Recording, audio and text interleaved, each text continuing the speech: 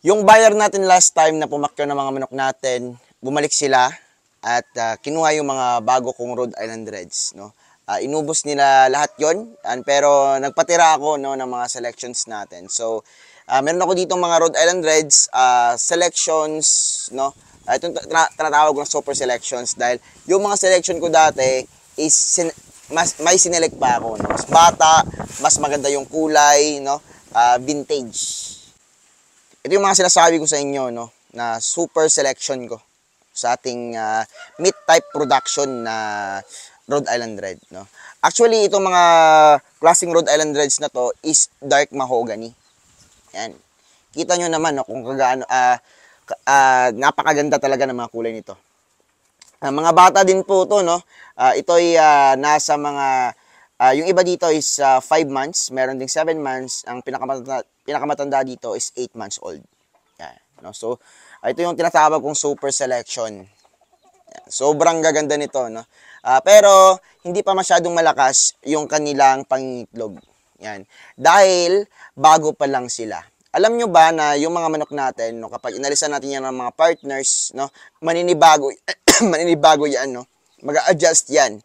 So, malaki yung tendency na yung pangitlog nila ay mababawasan or marireduce. Dahil din po yan na nagpapakilala pa lang yung mga roosters sa kanilang mga asawahin, no? So, ganyan yan, no, naninibago pa sila sa mga partners nila. Yan.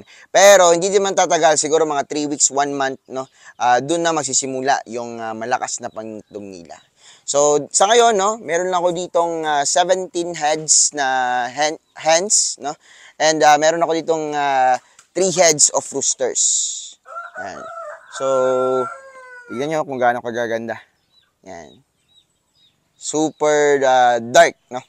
Pwedeng pang ano to, no? Parang pang show type na, no? Mas maganda na yung show type talaga, no? Pero ito maganda din at mas mura yung presyo dahil nga for meat production. Yung una-una na kinuha nilang Rhode Island Reds is nasa 60 heads na Rhode Island Reds. Yung pangalawang kuha nila dito, pinakyaw nila is 87 heads, no? Sobrang dami nilang kinuha. Yan, in just 1 week lang. And dito din sa hybrid production ko, yung mga Rhode Island Reds natin dito, no, ay kinuha din nila. Yan, no? So, okay lang, no? Pera naman yung kapalit. Yan, and sa ngayon, no, meron akong mga bagong harvest. And yung iba doon is palalakihin natin and dagdag dito sa production natin, no, sa mga breeders natin. Dahil sa ngayon po talaga, no, sobrang lakas nitong ating mga manok. Yan, no. Sobrang mabenta. Yan, dahil marami din po kasi, no, na taga North Cotabato, Bukidnon, Cagayan, no, yung kumukuha dito sa atin, no. Dahil sa area nila malakas din yung manok doon. Yan. So ano ba yung mga ginagawa nila sa manok na kinukuha nila dito? Pinapalaki nila, yan, konsumo. Yung iba is for production talaga, no. Pagkakakitaan, meat and egg production. Dahil itong mga manok natin dito is dual purpose. Yan. Yan. Ang purpose po ng mga ano natin dito, pure breeds, no, is to produce hybrids, no. Iko-cross natin yung Black Australorp at saka Rhode Island Red, tapos ipapares natin sa mga Jersey Giants, no. Papa-upgrade natin siya, no, bago natin ipapares doon sa ating mga native chickens. So, tawag doon sa production na yon, upgraded native chickens, no. So, yun yung gagamitin natin for meat, ang native chickens and upgraded native chickens. Bakit nga ba hybrids yung ginagamit ko for upgraded native chicken? Yan. Ang hybrids po kasi mas malaki and mas malakas silang mangitlog. So, mas mabilis maparami yung ating mga pwedeng maging isupply sa mga susuplayan natin. So, halimbawa, ito yung Jersey Giant, no? The largest chicken in the world. Yan. Ito po ang ating Jersey Giant, no? Sa laki at tangkad, Jersey Giant yung panalo. Yan. So, ito naman yung ating hybrid. Yan. So, hindi po nagkakalayo. Mas malaki yung kanyang bodega nito, no? Yan. Kumpara dito sa Jersey Giant. The largest chicken na yan, no? Yan. Ito parang bola. Sobrang laki ng katawan. Ito yung ating hybrids na tinatawag yan na yellow copper. Yan. Yan po yung napoproduce ng bird at saka Sussex. Ito naman yung Sussex natin, no? Ito naman yung ating mga barred plymouth rocks. Yan. So, konti na lang dito yung ating hybrids. Yan, may naked next din tayo, Torquens, no? Which is malalaki. May pure black Australorps. Yan. Ito, hybrid din po to. Tignan nyo kung gaano kalaki. Jersey Giant, babae, no? Sobrang lalaki po ng aking manok dito. Yan. Ito po yung mga selection ko talaga. Yan, no? Mga naked necks natin.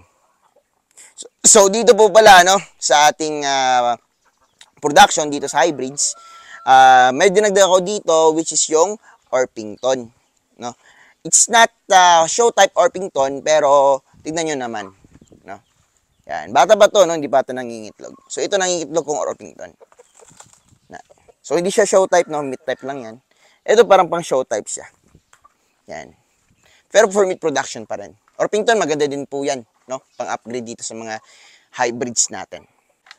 Kahit ano pang dami ng dayuhang manok yung pupunta dito sa Pilipinas, no? Walang tatalo talaga sa native chickens. Yan. So ano ba yung klase yung native chickens natin dito? No, maraming tatanong. Ang native chickens natin dito is combination po ito ng Hulawano, Bisayang manok.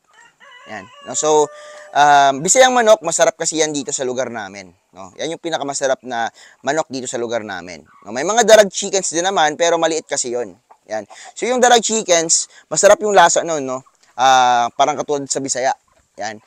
Tapos yung darag may kamahalan. Hindi ko ba alam kung bakit may kamahalan yung ano na yun. Depende siguro sa nagbi-breed, no? Yan. So Bisayang manok plus Huluwanong manok, no?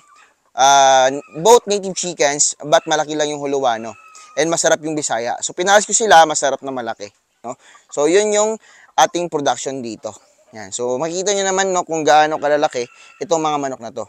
So, malaki and masarap. No, bakit nga ba hindi lang masarap? No, bakit malaki pa? So, dahil nga, siyempre sa timbangan, no? Yung, tayong mga farmers sa timbangan tayo mananalo. No, dahil nga per kilo. Yung ating mga binibenta ditong mga native chickens. Yan. So, itong mga native chickens na to, yung ibebenta natin for meats, no, is yung ating mga roosters. Yung mga hens kasi is hindi masyadong malalaki, no? Mas malaki talaga, no? Malaki naman yung hens pero hindi niya kayang talunin sa timbangan yung ating mga roosters. So yung roosters yung gagamitin natin, no? And naka-experience na ako niyan, wala pa nga yung ilaw, no? Na kaya na 40 to 60 days, no? Magiging 1 kilo na, no? 800 grams to 1.2 kilos yung matitimbang ng inyong mga native chickens na Huluwano at saka Bisaya. Yan. So, itong breeding na to is matagal ko nang na-breed to, no? 2019, nasa-start na akong mag-kolekta ng mga for breeding na mga native chickens, no? So, isa dito si Alpha. Ito yung mga apo sa apo na mga nakolekta ko dating mga native chickens. No? Sobrang laki nito, no? Yan, and malalaki din po yung napapalabas nila dito. Yan. So, kakaunti lang yung native chickens ko, no? Last year, umabot ito ng 1,000 heads. Kaso nga lang, may mga buyer dito na talagang kinuha talaga yung mga upgraded native chickens natin and mga native chickens natin.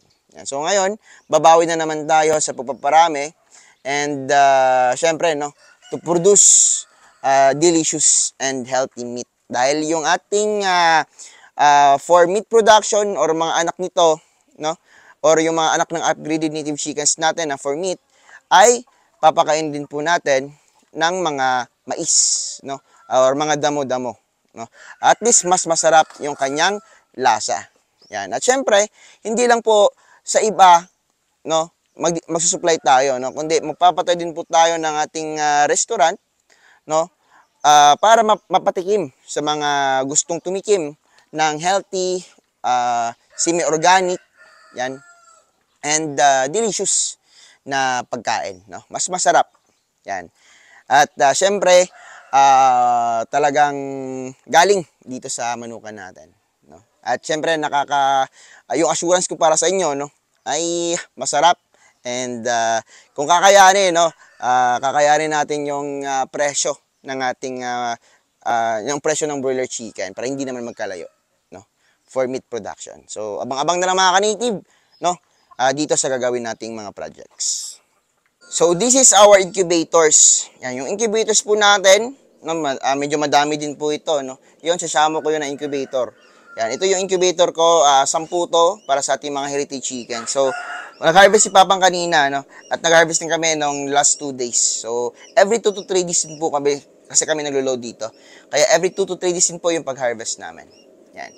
So, hindi lang po, yung production namin hindi lang po sisiw. Yan. So, may mga waste din po tayo, no? Parang yung wala na, pero makakain pa. Ito yung ating Pinoy eggs. So, ibebenta ko itong Pinoy eggs na ito doon sa ating Agrivet. No? Kasi, mura to.